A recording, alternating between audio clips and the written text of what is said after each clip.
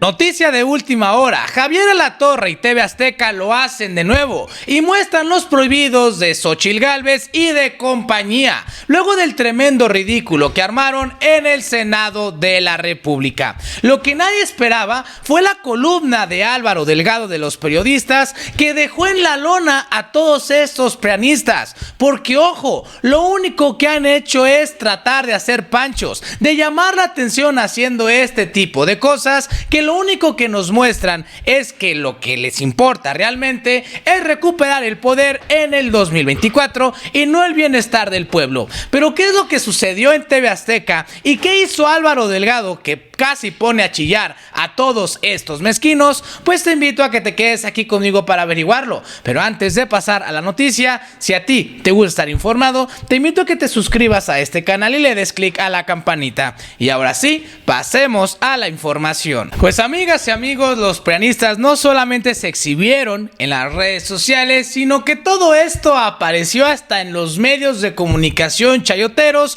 como TV Azteca. Y es que en el programa de Javier Alatorre le pusieron una tremenda arrastrada a todos estos prianistas que, a pesar de que ahí sí estuvieron tomando la tribuna del Senado de la República, de que estuvieron presuntamente denunciando y hasta se encadenaron como Xóchitl Gálvez en la segunda sede del Senado de la República, pues quedaron en completo ridículo, porque al final están moralmente derrotados y sucumbieron ante Morena y la Cuarta Transformación. Pero veamos, familia, qué apareció en TV Azteca con Javier Alatorre y posterior lo que nadie esperaba y que yo creo es lo que más ha generado revuelo. Álvaro Delgado de los periodistas, a través de una videocolumna, les pegó una arrastrada a todos estos mezquinos, porque al final una vez más quieren engañar a las y los mexicanos. Veamos a Javier Alatorre en su programa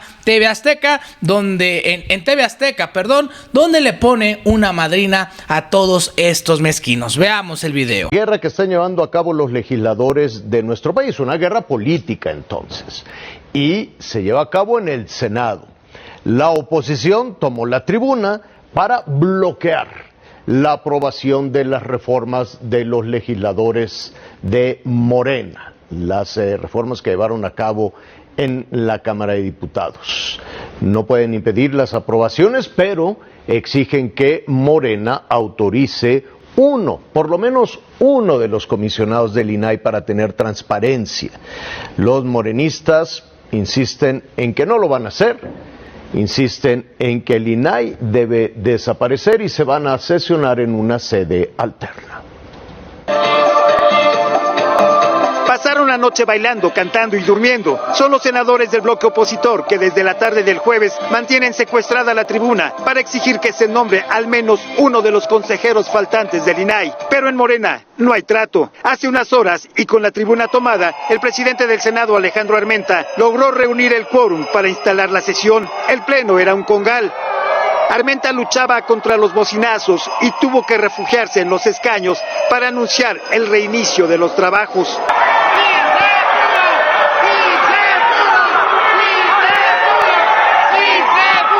Abandonó el lugar en cuestión de minutos y salió en medio de reclamos.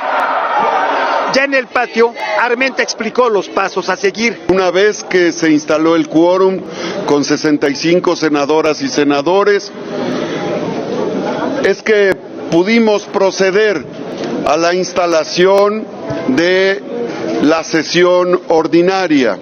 Vamos a sesionar este día por el bien de la patria. ¿Es cuanto? No va a haber preguntas. Muchas gracias. La bancada completa de Morena salió de las instalaciones y fueron a reunirse a Palacio con el presidente. Más tarde se supo que la sede alterna será la vieja sede de Jicotencal y la oposición calificó el movimiento como un capítulo negro en la historia del Senado. Prefieren desatender todo eso y huir del recinto en el que están obligados a sesionar con tal de no llegar a acuerdos. Todo esto se pudo haber evitado si hubiéramos cumplido con nuestra Constitución, con el nombramiento de los comisionados, si hubieran cumplido con su palabra, y no vamos a permitir la desaparición del INAI. Finalmente, el coordinador de Morena, Ricardo Monreal, admitió que en estas condiciones ya no es viable la designación del comisionado del INAI. El grupo parlamentario ya decidió, no me atrevería a hacer un compromiso de ningún tipo ya sobre el INAI. Javier, nosotros al igual que los senadores llevamos ya 48 horas atrapados en este recinto. Los trabajos que se realizarán en la sede alterna no son abiertos para la prensa, pero ha trascendido que Morena y sus aliados pretenden validar al menos 16 dictámenes que solo requieren mayoría simple para su aprobación. Javier. Gracias. Pues ahí está, familia, lo que sucedió en TV Azteca. Y ahora sí pasemos a lo que pues Álvaro Delgado compartió en su videocolumna, dejando en ridículo a todos estos personajes. Veamos el video. Desde la Cámara de Diputados, donde al menos fijaron postura, los opositores advirtieron que no avalarían ninguna de las reformas de Morena y sus aliados, lo que es su derecho. Pero luego denunciaron que el oficialismo impuso su mayoría. Y lo mismo ocurrió en el Senado, solo que la oposición ni siquiera quiso discutir, porque estaba rendida. Por el cansancio, sí, pero también políticamente. De hecho, la oposición se rindió desde que, en junio de 2022, anunció una moratoria constitucional. No aprobaría nada. Y así lo hizo. Hizo fracasar las reformas eléctrica y electoral prioritarias para el gobierno del presidente López Obrador. Y tan legítimo es evitar como minoría una reforma constitucional, como en esos dos casos, que la oposición celebró como victorias, como legítimo es aprobar leyes por mayoría, como acaba de ocurrir en el Senado, sobre todo si ya no habrá más reformas relevantes en lo que resta del sexenio por la disputa electoral. Ahora la oposición que se rindió alega que se aprobaron leyes sin haber quórum en el Senado. Está probado que lo había, y por eso se inició la sesión. Si más adelante ya no lo hubo, tampoco hubo una voz opositora que pidiera su verificación, como marca el reglamento del Congreso. Esos son los costos de la rendición.